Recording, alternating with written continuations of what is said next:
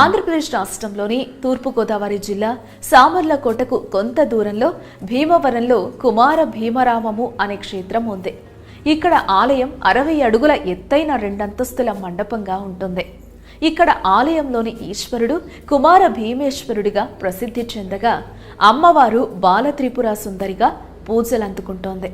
ఈ ఆలయాన్ని 9వ శతాబ్దంలో చాళుక్య రాజైన భీమ మహారాజు నిర్మించాడని శాసనాల ద్వారా తెలుస్తోంది. ఈ కుమార భీమరామం యొక్క దేవాలయ నిర్మాణం పంచరామాలలో ఒకటైన ద్రాక్షారామంలోని భీమేశ్వర ఆలయంను పోలి ఉండును.